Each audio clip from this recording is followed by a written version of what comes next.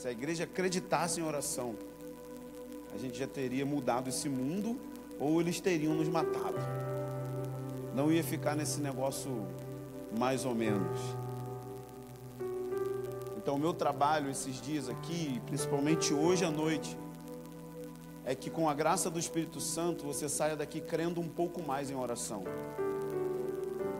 que a sua fé aumente, que o seu entendimento aumente no que diz respeito principalmente à oração corporativa, que significa a oração coletiva da igreja. Como acreditar que quando a gente se reúne, coisas acontecem para o avanço do reino de Deus. Então eu quero falar isso com vocês. E antes de eu entrar na palavra, eu quero deixar algumas indicações de coisas que eu venho falando aqui. E são literaturas que influenciam a minha vida. E tem um livro em especial. Um pastor que eu gosto muito, um pastor presbiteriano, Hernandes Dias Lopes. Ele escreveu um livro sobre aprendendo a orar com quem ora. E um dos princípios da sala de oração é que a gente aprende a orar a palavra de Deus. E a gente acha que essa coisa de orar a palavra de Deus é uma coisa que o Mike Bickle inventou. Ele que criou isso. Só que esse livro mostra como os homens da Bíblia usavam a própria Bíblia na sua vida de oração. Por exemplo, Jonas, quando está na barriga do peixe, ele usa salmos para orar. Salomão, quando vai inaugurar o templo, usa trechos de Deuteronômio. E por aí em diante você vai ver a igreja apostólica no primeiro século orando o Salmos 2. Porque se enfurecem as nações e se levantam contra o seu ungido. O que acontece quando eles oram o Salmo 2? Diz que a casa treme. Houve um terremoto do Espírito Santo e eles foram cheios do Espírito na medida que eles oravam as promessas de Deus na Bíblia.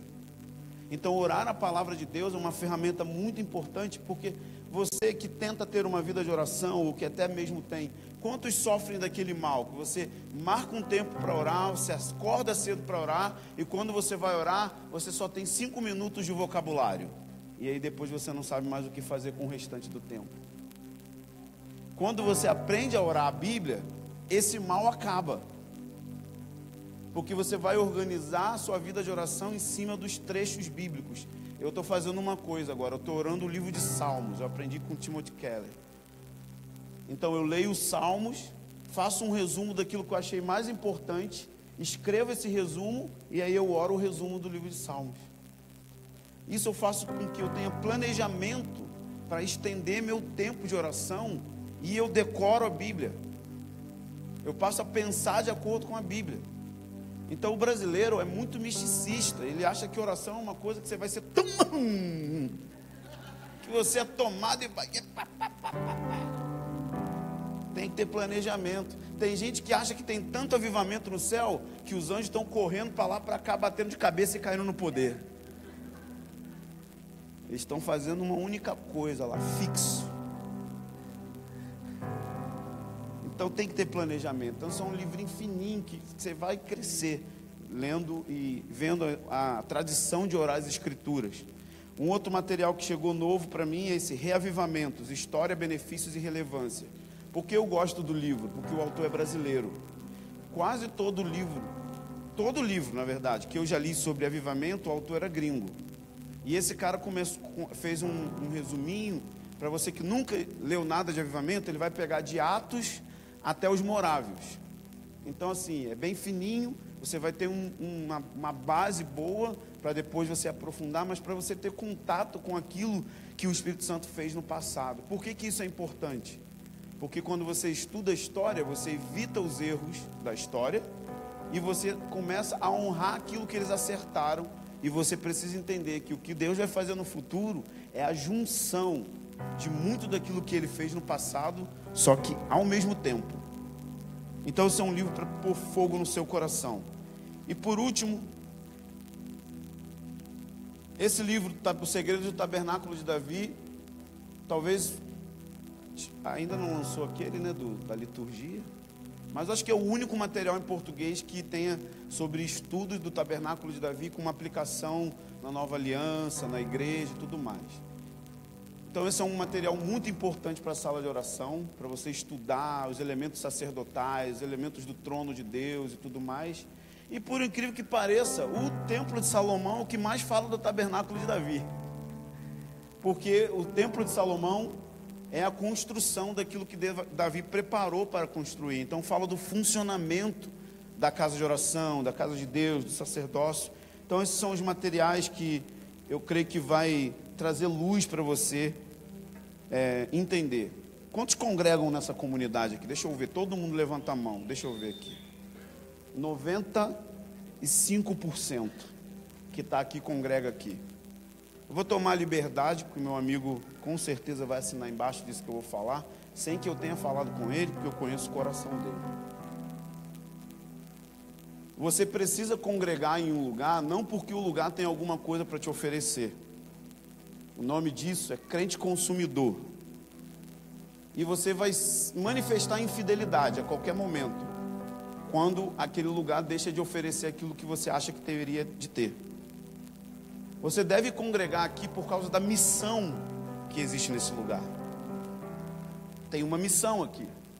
Tem uma visão, que significa a forma como eles fazem e aonde querem chegar com aquilo que fazem. Então todo mundo precisa congregar em uma igreja aonde ele se casa com a missão daquele lugar, aonde ele se casa com a causa coletiva daquela comunidade. E não simplesmente porque o louvor é bom, a palavra é boa, ou porque as reuniões são animadas. E essas coisas são efêmeras, essas coisas podem passar. Pode ter tempos que a reunião não fica tão animada, pode ter tempos que a palavra não fica tão ungida, mas a visão e a missão permanecem. E é com isso que a gente precisa se casar. Eu quero falar um pouco mais sobre isso hoje, vou destrinchar isso. Nós precisamos estar em pacto, em aliança, aliançados uns com os outros, ao redor de um propósito maior, que eu chamo isso de causa coletiva, que tem a ver com a visão que Deus colocou no pastor da comunidade e que também vai sendo estabelecida na vida dos outros líderes que estão ao redor daquela visão. Uma construção, de fato. Então você precisa estar aqui com esse peso no coração, porque senão você vai se tornar peso para a missão. Porque você não vai construir junto. Você só vem para consumir.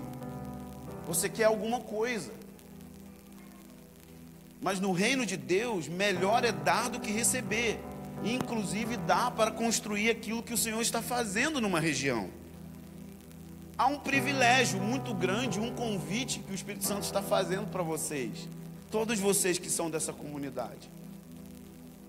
Tem algo lindo acontecendo aqui. Talvez você nunca saia daqui, ou não viaja muito. Eu quero te dizer isso, meu irmão. Eu viajo bastante. Isso vai tomar o Brasil. Mas ainda não é todo lugar que está assim. Não é todo lugar que está acontecendo coisas que estão acontecendo. Eu sei que quem vive aqui tem a forte tendência de focar o coração nos erros. Porque com certeza tem erros. Com certeza tem falhas. Com certeza, sabe por que tem? Porque tem homem no meio. Da mesma forma, se você passar 4 meses lá comigo, você vai identificar vários.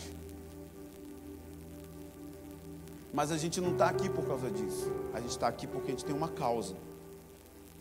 A causa é que nos move. A missão é que nos move. Por isso que a gente precisa entender o conceito de ser fiel a Deus antes de ser fiel aos homens. Quando você entende a fidelidade a Deus, você entende que o homem não pode nem te impedir, nem te colocar em uma posição. Deus é que faz. Esse era o coração de Davi. Por que quando Absalão tenta tomar o trono dele, ele não reage? Porque ele entendia fidelidade a Deus e a fidelidade de Deus, então ele não move nada. Ele diz: se o Senhor me colocou, eu vou permanecer. Se é a vontade dele me retirar, ele é soberano, ele vai remover. Eu não preciso passar a perna em ninguém para chegar em algum lugar dentro do ministério. Eu não preciso fazer alguma coisa para que os homens me vejam. Porque se você crê que o homem pode te colocar, você precisa acreditar que ele pode te remover também. Mas se você crê que é Deus que te coloca, só Deus pode te tirar. Isso é um princípio que eu demorei para aprender, gente. Estou te dando uma chave. Isso vai fazer com que o seu coração fique energizado a andar em fidelidade para construir algo, mesmo que você fique 20 anos trabalhando sem ser notado.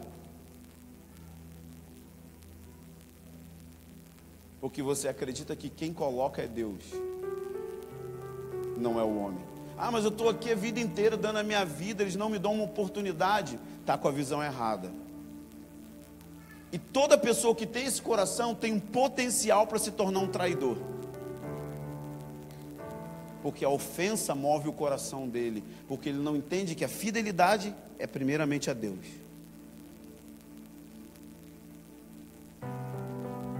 Você acha que Davi não tinha motivos para ficar ofendido, quando com 12, 13 anos estava trabalhando num emprego ralé, rejeitado pelo seu pai? Você acha que Daniel não tinha motivo para ficar ofendido com 13 anos?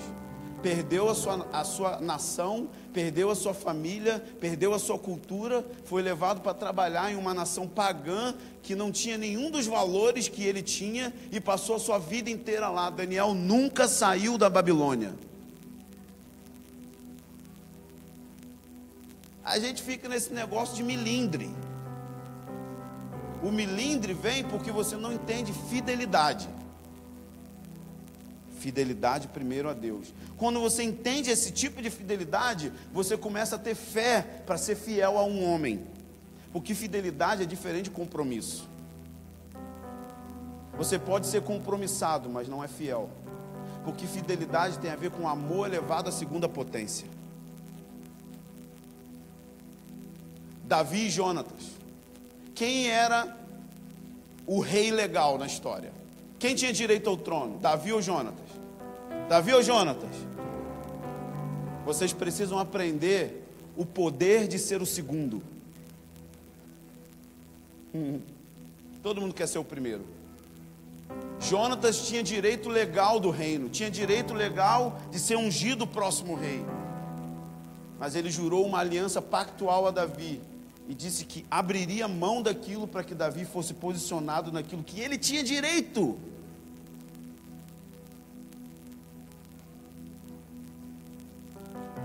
Se nós vamos construir um lugar para a presença de Deus, fidelidade é o espírito. Fidelidade a Deus é ser diligente com as pequenas coisas. Fidelidade é limpar o banheiro, fidelidade é tirar o copo do chão, fidelidade é trazer resolução de problemas. Porque tem uma visão por trás daquilo ali. Então você não está fazendo aquilo porque alguém está te vendo, ou porque você vai ser promovido. Deus está te vendo.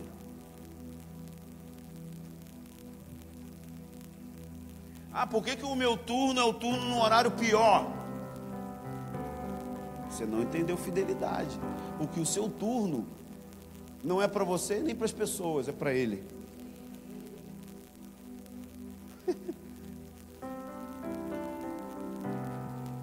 Primeira coisa que a gente faz com os músicos que chegam lá, a gente faz a audição vocal, de instrumento, e depois esse irmão é colocado meses para tocar na sala fechada, não está nem aberto ao público, nem tem turno naquele dia, e ele fica ali meses, porque não é isso que a gente está aprendendo, de cantar para o público de uma pessoa só? Isso é fidelidade. É quando ninguém está te vendo. Porque na verdade, isso que você precisa entender. 90% daquilo que a gente é em público precisa ser resultado daquilo que a gente é escondido. Porque a maioria daquilo que a gente faz em público é uma mentira.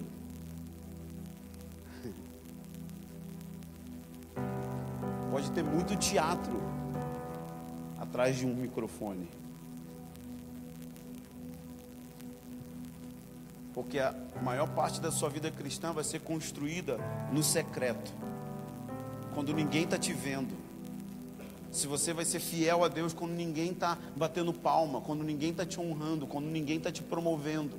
Esse é o espírito que vai trazer sustentabilidade em você se manter fiel em uma congregação. Não só essa, mas qualquer uma, onde você for. Se um dia você for para outra ou mudar de cidade, isso vai manter o seu coração limpo, sem ofensa. Porque você entende que primeiro você tem que ser fiel a Deus. E as escrituras dizem, queria que você abrisse comigo em Crônicas, no livro de Crônicas. 2 Crônicas 16, 9, diz assim: porque quanto ao Senhor, os seus olhos passam por toda a terra, para mostrar-se forte para aqueles cujo coração é totalmente íntegro para com Ele. Em outras traduções, a palavra íntegro é a mesma coisa que fidelidade. Esse texto, ele é contado dentro de um contexto onde o rei Asa estava cometendo um ato de infidelidade a Deus, porque anteriormente ele tinha derrotado os inimigos. Eu falei errado o versículo. Está todo mundo me olhando assim. Porque às vezes eu digito aqui e às vezes eu digito errado. Ele tinha derrotado os inimigos de Deus quando ele confiou totalmente no Senhor. Mas agora estava tendo uma nova guerra, e ao invés de ele confiar no Senhor, ele confia no rei da Síria. E ele confia no rei da Síria para vencer aquela guerra. Dentro desse contexto, é liberada essa palavra pelo profeta. O Senhor está passando com seus olhos sobre toda a terra, e Ele está procurando alguém cujo coração é totalmente fiel a Ele, que é totalmente dedicado a Ele, que é totalmente leal a Ele. O Senhor está procurando pessoas que vão andar em lealdade a Ele em primeiro lugar, porque a lealdade a Deus vai definir como a gente vai ser leal nos nossos relacionamentos. Grande parte de todo divórcio que existe é o erro nesse ponto aí. É quando a gente não é fiel a Deus em primeiro lugar, e a gente não consegue ser fiel ao outro. Sabe o que Deus está fazendo nesses dias?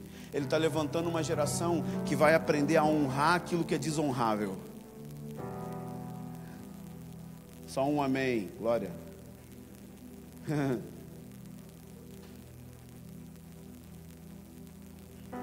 Você acha que Jesus era um homem mentiroso, sarcástico?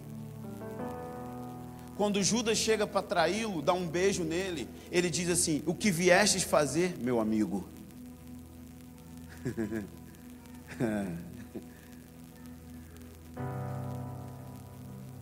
Uma das principais características da geração do retorno de Jesus vai ser lealdade a si mesmo. Sabe o que é lealdade a si mesmo? Infidelidade. As escrituras dizem em 1 Timóteo 3:1 que os homens serão amantes de si mesmos. O que é uma pessoa que ama a si mesma, amante de si mesmo? Só ela importa, não importa os outros. Não importa o coletivo, não importa o que está acontecendo, importa a minha vida. Serão avarentos. O que é um avarento? É alguém que tem fidelidade ao dinheiro, não à causa de Deus. Olha as características do fim dos tempos. Diz que eles serão desobedientes a pais e mães, ingratos, caluniadores, traidores, irreconciliáveis. Antes do retorno de Jesus vai ter uma geração na terra batizada na infidelidade. Só que nós somos o povo de Deus, somos o povo da luz, e somos o povo que está construindo um lugar para a presença dEle. Amém? Então fidelidade precisa ser arrancado do nosso, infidelidade tem que ser arrancado do nosso meio. Nós precisamos pedir pela graça de Deus no nosso coração, para nos fazer fiéis como Jesus foi fiel ao seu próprio Pai. Pensa comigo, o cara vem, cumpre toda a lei, não pisa nada fora da faixa. Ele é perfeito, perfeito moralmente, espiritualmente, emocionalmente, perfeito no cumprimento das escrituras, e ele está indo em direção à morte por aqueles que nunca foram fiéis em nada. Como se manter fiel numa coisa desse tipo?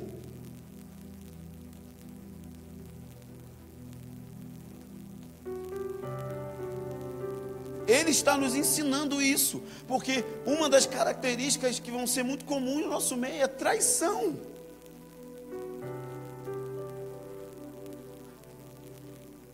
nós vamos ser traídos. Ei, você está aí? Você vai ser traído.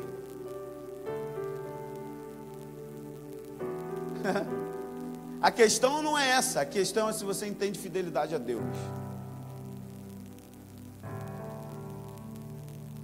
Você vai se manter fiel quando você for traído, ou você vai reagir?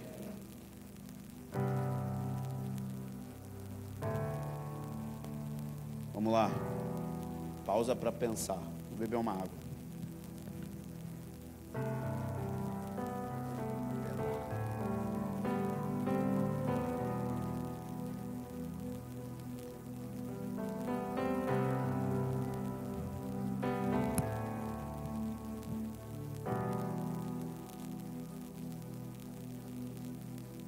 Eu creio que isso é fundamental para a gente entender. O Espírito Santo está mobilizando na terra um grande movimento de oração e adoração dia e noite. Existem coisas que Deus faz em vários lugares, mas é muito importante você começar a prestar atenção quando Ele está fazendo a mesma coisa em todo lugar. Tipo, na China tem gente fazendo isso, em Israel tem gente fazendo isso, na Índia tem gente fazendo isso, na Argentina, no Chile, no Paraguai, em todo lugar. Deus está despertando a igreja para orar, e esse movimento de oração é o movimento missionário dos últimos dias, porque é o movimento que vai impulsionar um envio como nós nunca vimos antes, para que esse envio produza o retorno de Jesus por meio da pregação do Evangelho do Reino de Deus em todas as etnias. Então virá o fim. Isso está acontecendo em toda a terra. Nunca aconteceu tão rápido o que está acontecendo. Você precisa entender isso. Os missiólogos estão concluindo que aquilo que eles esperavam acontecer em 100 anos vai acontecer em 30. Os tradutores de Bíblia, que pensavam que levaria mais de 50, 60 anos para ter um Novo Testamento e um Velho Testamento impresso em línguas ou dialetos que não possuem escrita. Sabe qual é o desafio disso? Eles pensavam que levaria mais de 70 anos. Hoje, os principais institutos bíblicos de tradução e agências missionárias que trabalham traduzindo escrituras para dialetos que não têm escrita, estão concluindo que isso vai acontecer em 30 anos. Em 30 anos, cada etnia do globo terrestre vai ter uma Bíblia impressa na mão, meu amigo. Está acontecendo como nunca antes.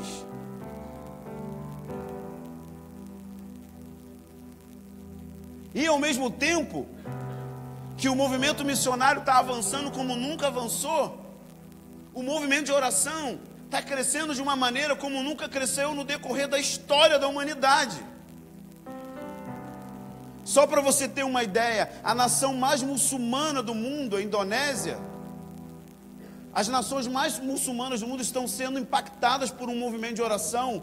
Muitos chamam isso de avivamento silencioso. Por exemplo, o Irã, existe um movimento de oração no Irã, que quando eles se reúnem para orar como igreja, eles escolhem o hino que eles vão cantar, fecham os olhos e imaginam um hino na cabeça.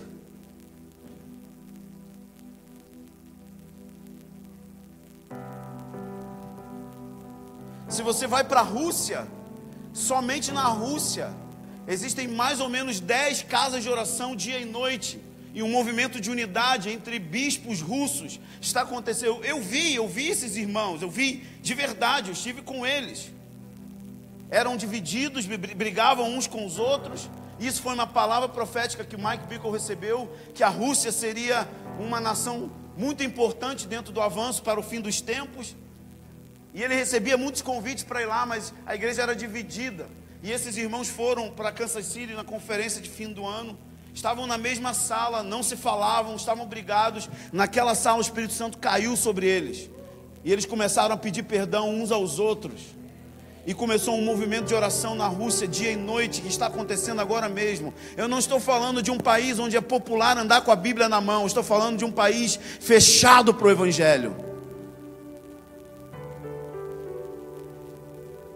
Está acontecendo agora, como nunca aconteceu. Quando em sã consciência você iria pensar, Gustavo, que teria uma casa de oração na Vila Mimosa? Há 10 anos atrás, vamos imaginar, vai ter uma casa de oração na Vila Mimosa. Você precisa saber o que é Vila Mimosa. Vem visitar a gente. Vem andar naquelas ruas. Amanhã à noite vão ter 140 jovens orando lá, na maior zona de prostituição do estado do Rio de Janeiro. Ah, isso está acontecendo por causa do que você carrega. Não, isso está acontecendo porque está se cumprindo Malaquias 1:11. Em todo lugar se levantará incenso ao nome do Senhor. Então essa igreja tem uma sala de oração aqui do lado. Não é porque é uma modinha nova que começou, é porque vocês estão cumprindo a profecia, meu irmão. Agora, se a profecia está se cumprindo aqui na tua casa, no teu quintal, e você não frequenta essa sala, tem algum problema.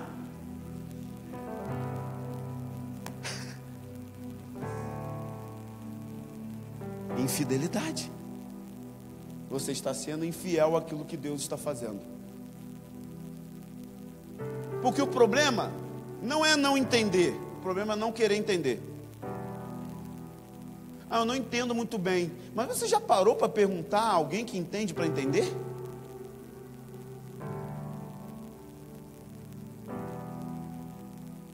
Ser ignorante eu perdoo. Persistir nela, jamais. Tolice. Isso que está acontecendo nunca aconteceu. Pensa comigo. 1700 fez agora aniversário, dia 13 de agosto, foi o aniversário do avivamento moraviano, da primeira reunião que eles tiveram, da Santa Ceia, quando eles tiveram a visão de um cordeiro que tinha sido morto. E esses irmãos iniciaram um movimento de oração dia e noite, 120 anos orando 24 horas por dia, que desencadeou o maior movimento missionário, na minha opinião, o maior movimento missionário da história da igreja, por causa das circunstâncias em que eles se moveram em missões. Não tinha avião, não tinha telefone, não tinha internet, não tinha nada disso. E eles colocaram o mundo de cabeça para baixo. Se um movimento de oração e de missões acontecendo só em uma região da Europa, pequenininha, produziu um dos maiores avivamentos da história, que é John Wesley. Quantos já ouviram falar em John Wesley aqui? Levanta a mão.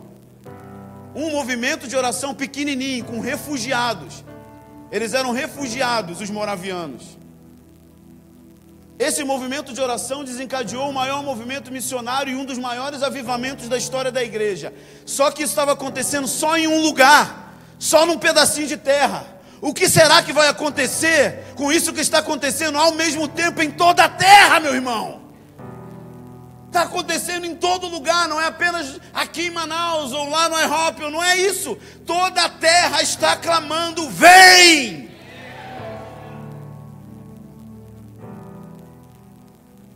Pessoas que estavam na sala de oração, que as pessoas falam assim: ficar na sala de oração é improdutivo. Tem um cara que estava na sala de oração lá em Kansas City. Ele implantou uma sala de oração lá no Iraque. Essa cidade que ele implantou essa sala de oração estava rodeada pelo Estado Islâmico.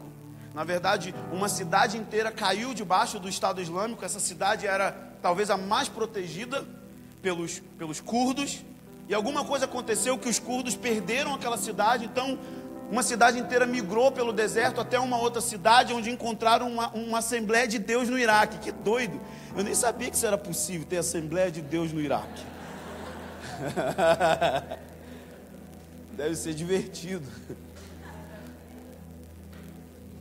E os irmãos daquele vilarejo acolheram os refugiados, alimentando, dando comida e tudo mais. O pastor dessa congregação estava lá nos Estados Unidos. No IHOP tem um departamento internacional. E uma da parte é o departamento de fala árabe. E ele falou: vocês precisam ir até o Iraque e nos ensinar a orar 24 horas. Aquele menino foi, pegou o violãozinho dele, podendo perder sua cabeça, e ficou 6 meses no Iraque. Isso está acontecendo nos seus dias. O livro de Atos está se repetindo. Deus está chamando você para fazer parte desse negócio. e o negócio está acontecendo na tua cidade, e você não vai se envolver? Sério?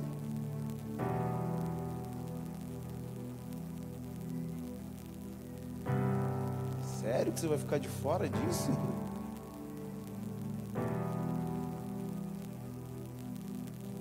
Não é uma moda, é o cumprimento das profecias.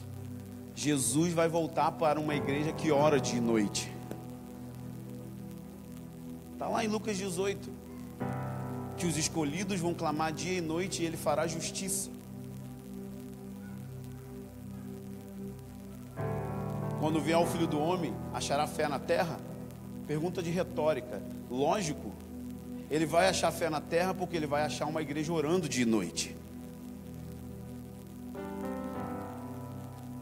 E os lugares que vão ser mais afetados são as regiões da terra onde vai ter oração de noite.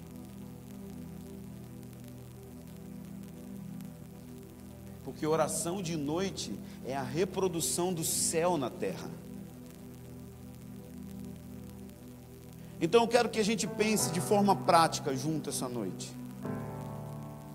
Porque quando nós falamos sobre esse assunto, na maioria dos lugares, o que se conclui é que esse negócio é para jovem que larga o emprego. Sim ou não, gente? Vamos ser honestos, por favor. Sim ou não, gente? Só 5 é honesto. Sim ou não, gente? Todo mundo pensa isso. Isso aí é coisa para os jovens, porque eles podem sair da faculdade, ser missionário, sala de oração de 4 horas. Não é comigo, não. Sério? Vem comigo para Apocalipse 8, vamos ler isso.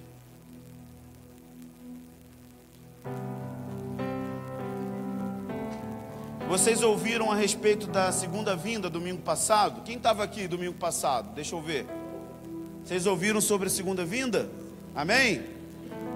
Então vocês entenderam que a igreja vai estar aqui, na terra, quando a pressão aumentar. Você ensinou isso, pastor? Tem que conferir, né? Vai que mudou a ideia, sei lá. Tudo muda nessa vida. Então nós entendemos que o capítulo 6 vai desencadear uma série de eventos cronológicos, de juízos literais que vão começar a acontecer como fruto e resultado da oração de todos os santos. Então, ao contrário do que se pensa, no fim dos tempos, quando Jesus voltar, a gente não vai correr da grande tribulação, nós vamos provocar ela.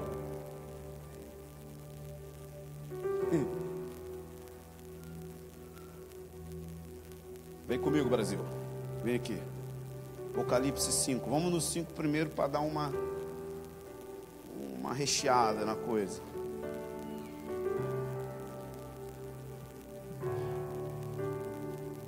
Então Apocalipse 5 está falando dos selos do livro que está na mão do Pai, que não havia ninguém digno de desatar aquele livro, que iriam romper esses selos, que é essa sequência de juízos. Então no versículo 8 diz assim: logo que pegou o livro, quem pegou o livro? Jesus pegou o livro da mão do Pai, ele tem direito de pegar esse livro, ele é o único digno. Então logo que ele pegou o livro, os 4 seres viventes e os 24 anciãos prostraram-se diante do Cordeiro, tendo cada um deles uma harpa. Diga comigo, harpa.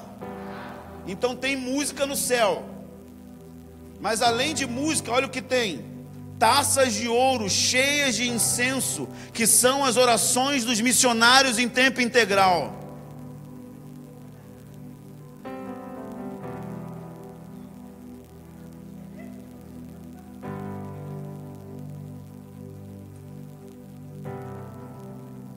Quem está enchendo as taças de incenso? Quem está enchendo as taças de incenso? Não é os santos da Vila Belmiro, não, gente. Todos os santos. Ninguém entende futebol, então só 3 riem, né? E os outros riem sem graça para não ficar sem graça. Entendi. Todos os santos. Tem taças no céu não é taça de vinho não, tá, gente? Que aí só estou te ajudando para você não tatuar errado. Que tem gente que vai tatuar harpa e taça, e bota a harpa, aquela harpa grandona, e bota uma taça de vinho fininha. Você vai ler o Templo de Salomão, você vai ver. São tigelas grandes, que estão sendo cheias de incenso. E esse incenso não é liberado pelos missionários ou pela meia dúzia que está cuidando da sala de oração. Também por eles. Mas só nós vamos conseguir encher as taças quando todos os santos oferecerem incenso. Você já parou para pensar, meu amigo, que cada oração sua, vou falar com você melhor. Você já parou para pensar que cada canção que você oferece diante do Senhor naquela sala, quando você está em desânimo terrível, está enchendo as taças no céu?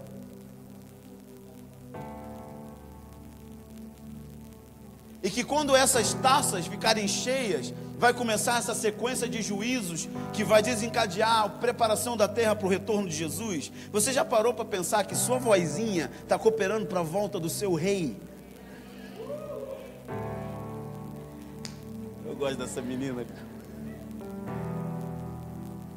Cada senhora, cada criança, cada adolescente, quando se junta para cantar ali naquela sala, quando pega o microfone e ora alguma oração apostólica, cada oração em desânimo, mesmo que a sua oração seja sem fé, mesmo que a sua oração seja sem unção, essa oração tem valor para o enchimento das taças.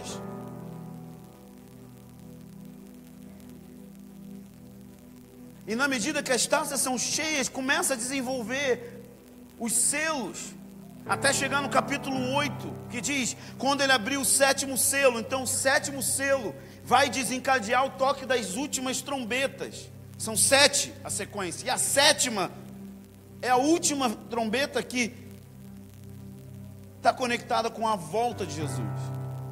E o texto diz assim, quando abriu o 7º selo, houve silêncio no céu cerca de meia hora. Me perguntaram, por que teve silêncio no céu por cerca de meia hora, gente? Porque não tinha mulher no céu, claro. Tô zoando. Tô brincando, irmãs. Não é isso não. Por que teve meia hora de silêncio no céu? O que é meia hora? É meia hora, ué. Tipo, meia hora mesmo. Tem gente que acha que no céu não tem tempo. É a eternidade, é o buraco negro. Você entra assim e fica... não tem tempo, não tem nada. Então é meia hora de silêncio. Quando teve meia hora, aí ele vê 7 anjos que estavam em pé diante de Deus e começaram a dar trombetas para esses anjos. São 7, porque são 7 trombetas. Então os anjos estão se preparando para liberar uma nova onda de juízos escatológicos que vão preparar a terra para a volta de Jesus. E esses são os últimos que antecedem a volta de Jesus. Então verso 4, veio outro anjo, colocou-se junto ao altar, segurando um incensário de ouro, e foi-lhe dado muito incenso, para que ele oferecesse sobre o altar de ouro que está diante do trono, juntamente com a oração de todos os missionários intercessores.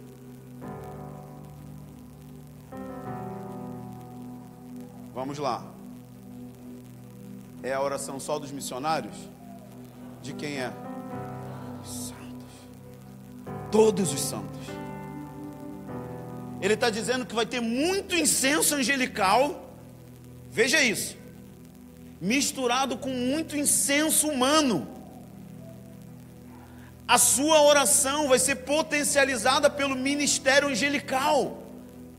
Na verdade, vai se misturar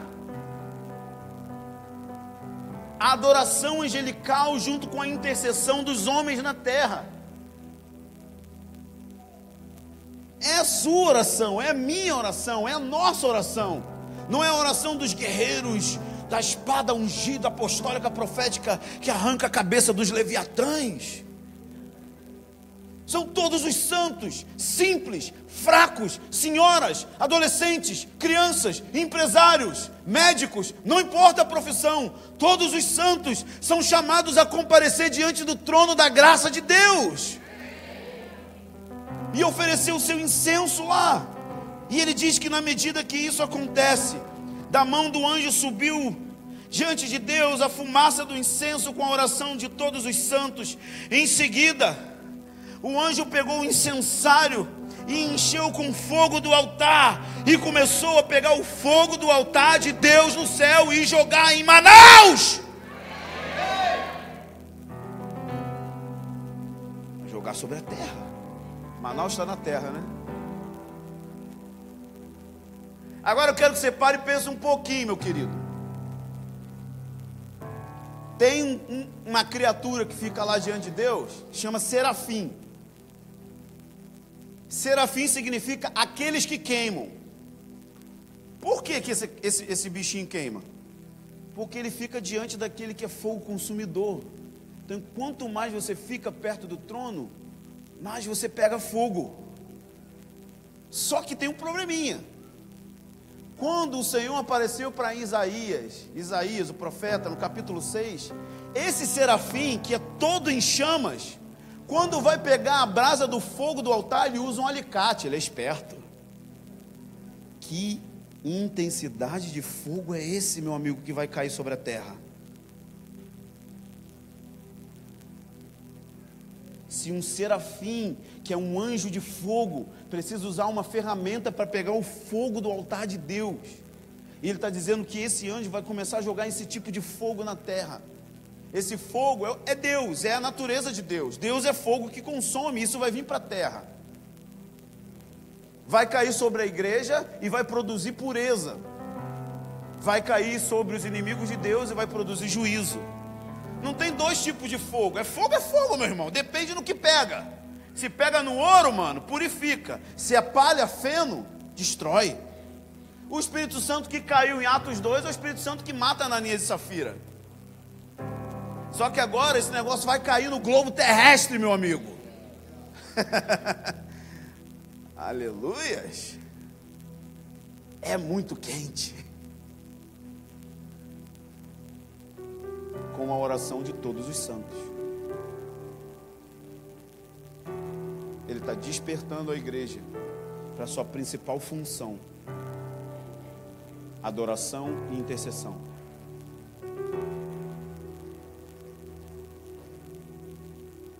Agora, o que isso tem a ver contigo? Tudo. Quando o rei Davi começou o tabernáculo, ele tinha ali os três mais maduros: Asaf, Emã e Jedutum. Músicos videntes, instrumentistas proféticos. E quando o tabernáculo de Davi vai ser construído, o tabernáculo de Davi não foi construído só pelos jovens. Emã tinha filhos, ele era um pai de família. Diz 1 Crônicas, se eu não me engano, 25, que ele discipulava os seus filhos no canto do Senhor. O que eu estou querendo dizer é que o tabernáculo de adoração que está sendo construído na terra vai ser construído por famílias. Nós vamos trazer nossas crianças para dentro dos turnos. Nós vamos matricular eles nas aulas de música, para que eles... Na verdade, eu tive uma visão hoje aqui, e esqueci de falar. Vai ter uma escola de música acontecendo aqui, e vai ser rápido. E eu vi aquelas crianças que estavam ali estudando música. E a gente vai ter o turno de Ana. Lembra de Ana, que levou Samuel bem jovenzinho e deixou ele lá no templo para aprender a ouvir a voz de Deus? As mães vão trazer as crianças. E a casa dos filhos? Vai ter um monte de crianças lá nos turnos também. São famílias que constroem. Era uma comunidade de famílias. Não era uma coisa de um ministério especial. Por isso que eu comecei falando que se você está aqui, você tem que comprar a visão. Você tem que vestir a camisa. Você tem que fazer um pacto. Porque isso não tem a ver apenas com a gente. Tem a ver com preparar os nossos filhos para o retorno de Jesus. Tem a ver em preparar a próxima geração para o movimento missionário. Tem a ver com todas essas coisas que envolvem o plano do Senhor. E a gente precisa afetar os nossos pequenos agora. Eles precisam crescer vendo os pais orar. Eles precisam crescer vendo seus líderes orar. Eu cancelei minhas viagens porque eu fico na sala de oração, porque eu quero que meu filho veja. Se terça-feira eu estava na sala de oração sentado, ele tem 5 anos, chegou perto de mim e falou: papai, eu quero liderar a intercessão, me ajuda.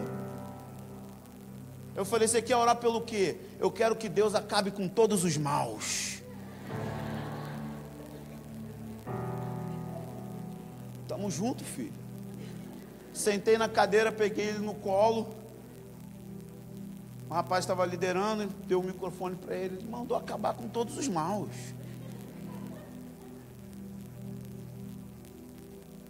Ele me vê ali direto.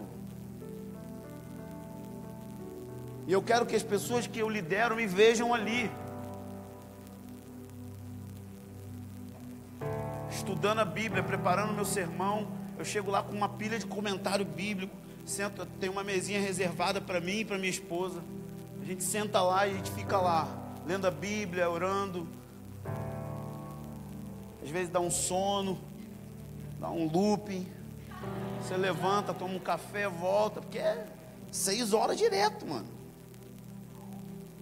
Dá um sono, a gente é humano ainda, né? Então, quer dizer, ainda não, a gente vai continuar sendo. Ninguém é híbrido, né?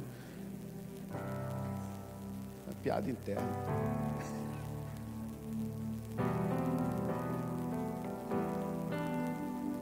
Eram famílias que construíam. Não era uma coisa de jovem aventureiro, mochileiro.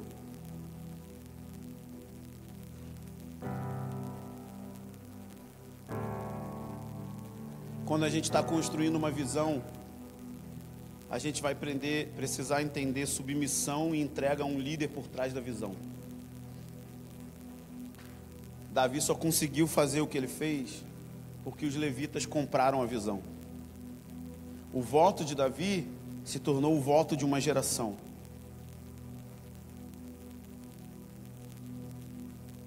Eu tenho gente comigo hoje que se mudou de cidade. São poucos, 15, 20 pessoas. Eles compraram a visão. Estão sacrificando. Duro, sem dinheiro, são missionários, levantam o próprio sustento. Deus está começando a honrar eles, dando apartamentos em bairros bem legais. Próxima semana vou estar casando o meu missionário mais jovem, 20 anos de idade, Marcos Lee. Marcos Lee chegou lá totalmente perdido, mas apaixonado pela visão. Hoje é um dos melhores obreiros que a gente tem.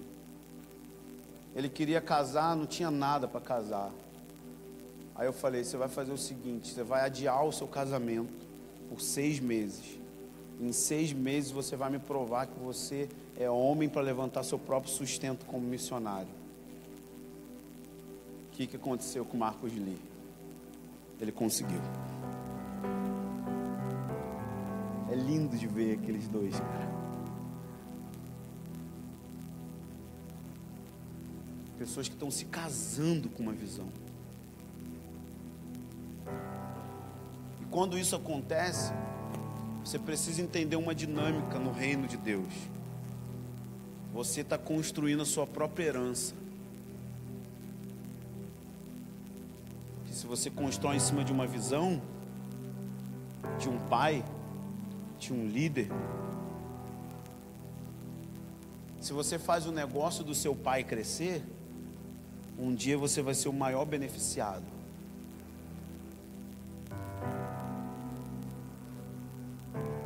Porque eles trabalharam anos para que vocês não precisassem trabalhar aquilo que eles já trabalharam, para que vocês tenham o que vocês têm hoje. O que vocês têm hoje não são todos os jovens do Brasil que têm.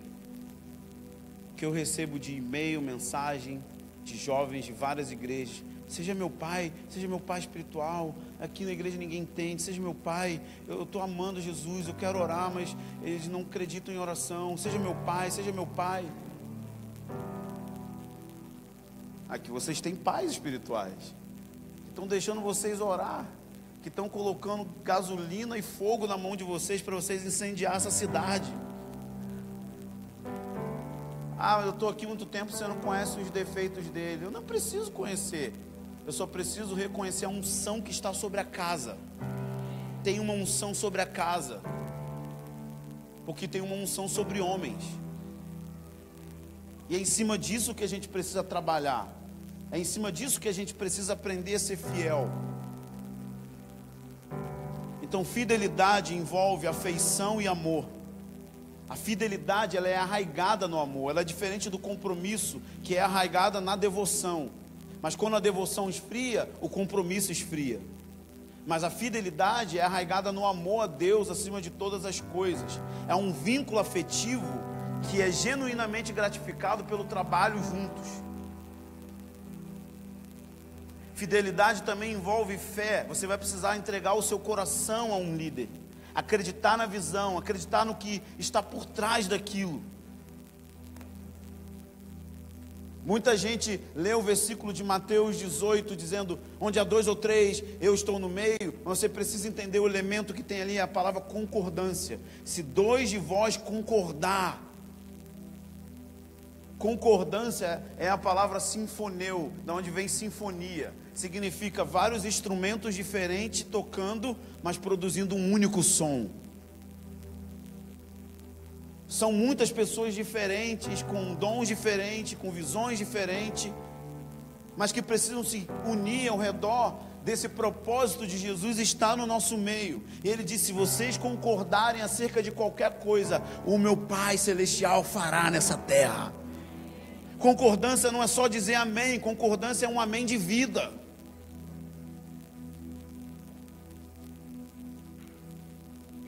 A gente vai ver o amém de verdade quando você começar a pegar o teu dinheiro para investir na sala de oração.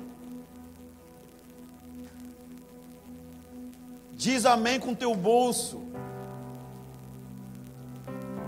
Diz amém com o teu bolso e adota um jovem que quer ser missionário, que vai gastar 50 horas semanais orando. Pega um solteiro e fala: ó, vou te dar 1.500 por mês para você ficar 50 horas semanais orando.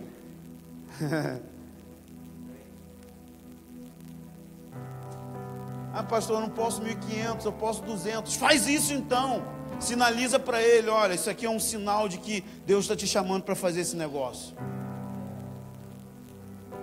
Isso é amém. Vai precisar de gente integral, vai. Para ter 24 horas precisa de 100 pessoas.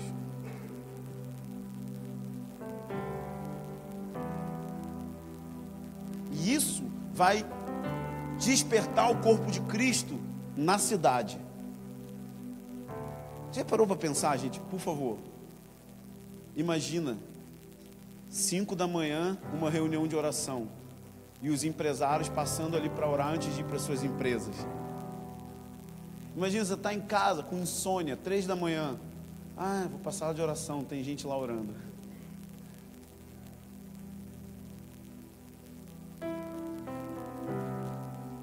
Imagina, ao redor dessa sala de oração a gente construir uma sala de cura e uma sala de profecia. E aí você pega os seus amigos que estão enfermos e você leva lá naquela salinha onde vai ter gente orando pela cura.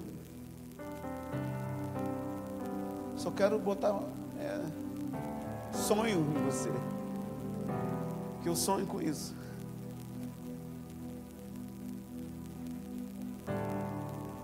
Só quero te dar um panorama do que está acontecendo nesse lugar.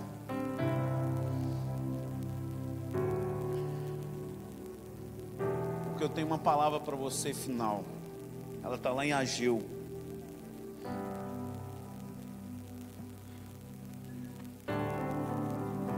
O livro de Ageu, eu vou voltar para falar sobre Ageu e Zacarias. Fala a respeito da construção da casa de oração em dias difíceis. E o livro de Ageu, ele é escrito num contexto onde o templo, que é a casa de oração, tinha sido interrompida por 16 anos, a construção. Porque teve o rei Ciro, que abençoou a primeira leva de judeus a voltar e construir.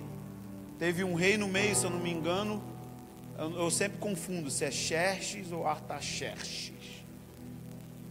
Para carioca é Xerxes. Mas é um desses aí, eu esqueço, sempre troco os nomes. Mas esse rei é o rei que impede a obra, a construção do templo por 16 anos. Então 16 anos eles interromperam a casa de oração de ser construída. Então o profeta se levanta e diz o seguinte: assim diz o Senhor dos Exércitos, Ageu 1, 2: não chegou ainda o tempo de edificar a casa do Senhor? Esta palavra do Senhor veio por intermédio do profeta Ageu. Por acaso é tempo de habitar em casas bem acabadas, enquanto este templo continua em ruínas? O propósito principal de Israel sair do cativeiro era a reconstrução de Jerusalém. Mas Jerusalém não tem sentido de ser reconstruída se ela não tiver um lugar para Deus repousar, para Deus ser cultuado. Você sempre vai ver no livro de Daniel, ele se referia ao Deus do céu. Por que ele fala muito ao Deus do céu? Porque quando não tem altar na terra, ele deixa de ser o Deus da terra. Não no sentido de que ele perde o poder, mas os homens param de invocar. E o altar era estabelecido para invocar a presença de Deus. Por isso que diz que dia e noite o altar tem que queimar. Porque foi o próprio Deus que acendeu o fogo do altar. Então dia e noite aquela chama precisava ser mantida pelos sacerdotes. E não havia mais altar aqui. Não havia templo, não havia adoração. Eles voltam do cativeiro para fazer esse lugar para Deus, para construir esse lugar para Deus. Mas assim que eles saem do cativeiro, eles são tomados por um desânimo e eles começam a construir as suas próprias casas, a sua própria vida. Eles vão ganhar dinheiro, vão construir sua vida, eles vão prosperar, enquanto a casa de oração está totalmente abandonada, em ruínas. Então o profeta continua dizendo: semeaste muito, mas colheste pouco. Comem, mas não se fartam. Bebem, mas não se saciam. Vestem, mas ninguém se aquece. Recebem salário e colocam um saco furado. Por quê? Porque a vida não tem sentido enquanto você não viver para o sentido maior. Construir um lugar para a presença de Deus é o ponto da vida, meu amigo. Porque isso tem a ver com o retorno do nosso amigo Jesus. Tem tudo a ver com o casamento, tem tudo a ver com o fechamento da história. Se você vive a sua vida para si, você é alguém que pode comprar, pode ir no shopping, pode ter carro, pode ter casa. Você está colocando a sua vida num saco furado. Você nunca vai ser pleno enquanto você não se engajar naquilo que Deus está fazendo. Pode fazer o que você quiser, mas se você está fazendo algo que não está conectado com o que Ele está fazendo, você é a pessoa mais improdutiva do mundo. Parece que Ele está fazendo uma leitura das pessoas nos nossos dias, nas nossas igrejas. Assim diz o Senhor: considerem o passado, subam ao monte. Ele está falando para vocês: tragam madeira, edifiquem a minha casa de oração. Eu serei glorificado nesse lugar em Manaus. Eu serei glorificado nesse território. Construam. Esperassem muito, veio pouco. E o pouco que vocês levaram para casa, eu dissipei com um sopro. Porque nós estamos oferecendo o nosso resto para Deus. E Ele está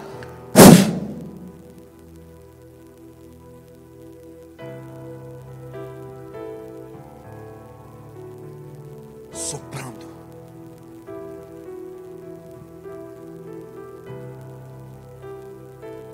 O profeta Malaquias emite a sua opinião dizendo: seria melhor que fechassem a casa, porque o que me oferecem é um animal manco, cego, impuro. O que me oferecem é pela metade.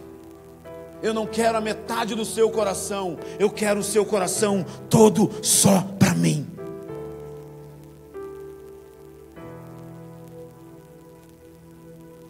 É por isso que os discípulos, quando olham Jesus virando as mesas, eles lembram do Salmo 69.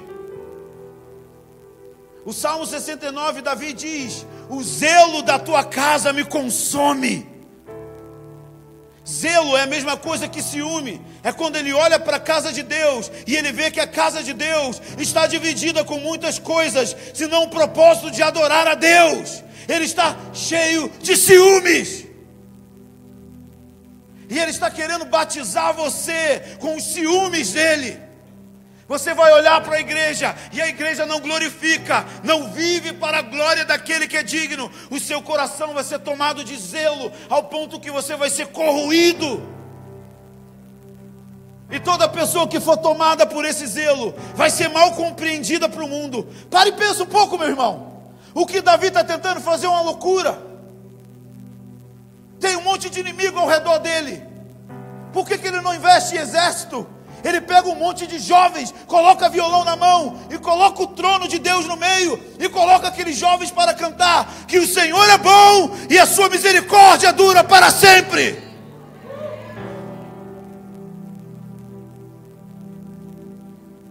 Fala para as pessoas, você trabalha com o quê? Orando. Que?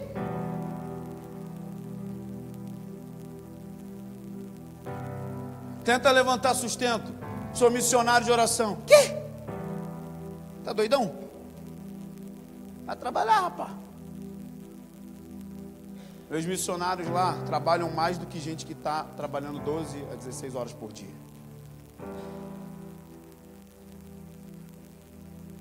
Uma casa de oração tem muita coisa. Tem financeiro, tem administrativo, tem limpeza,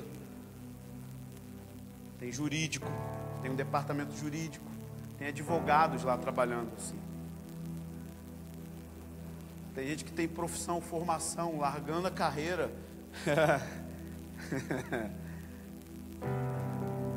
para usar aquilo que Deus deu para ela como graça, para cooperar com o movimento de oração. A gente chama esse dos porteiros. Tinha os músicos e tinha os porteiros. Os porteiros cuidavam das coisas administrativas do templo para que os músicos ficassem dia e noite cantando para o Senhor. Então tem muito advogado que vai se envolver no movimento de oração. Tem muito administrador que vai se envolver no movimento de oração. Vocês vão precisar ajudar como porteiros para liberar a moçada que está diante da música e da intercessão. Mas você também vai interceder.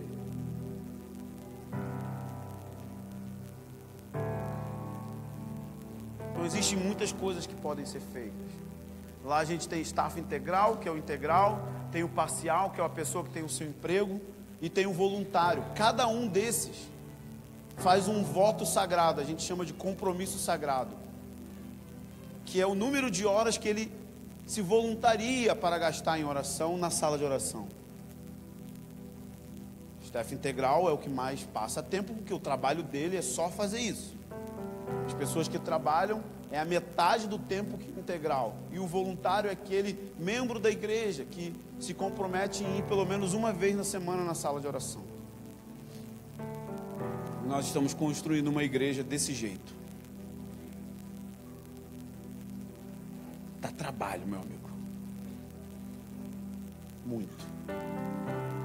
E agora a gente, toda terça, é o turno de oração da igreja. Todos os membros vão.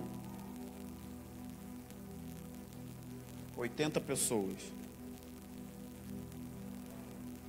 Porque a gente está trabalhando de que essa construção não é só para os missionários, é de todos os santos. Eu espero que você esteja entendendo o que eu estou falando. E eu espero que aquilo que eu falei ontem aconteça. Que você procure os líderes e se ofereçam como alguém que quer entender se não entende e ajudar mesmo que não entenda. Mas que você quer estar junto na construção. Hoje a procura do Espírito Santo aqui é onde estão os construtores. Onde estão aqueles que vão se apaixonar pela presença de Deus para construir um lugar para Ele vir e se manifestar? Onde estão os Ciros, que são os homens de dinheiro que vão investir dinheiro no movimento de oração? Onde estão eles? Onde estão os músicos, cantores, intercessores, missionários, evangelistas, que vão aprender a fazer a obra de Deus com Deus? Eles estão aqui hoje, essa noite. Amém?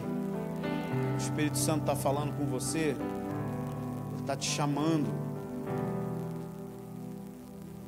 para a gente construir um altar coletivo nessa cidade. O zelo da casa de Deus tem que te consumir. Vai todo mundo achar que essa igreja aqui está doida. Como assim? Deus vir morar em Manaus? Quando começar a acontecer, até os incrédulos vão se achegar. A gente vai ver o poder do Emanuel, Deus conosco, se manifestando. As pessoas vão se aproximar para perguntar: o que é isso que está acontecendo?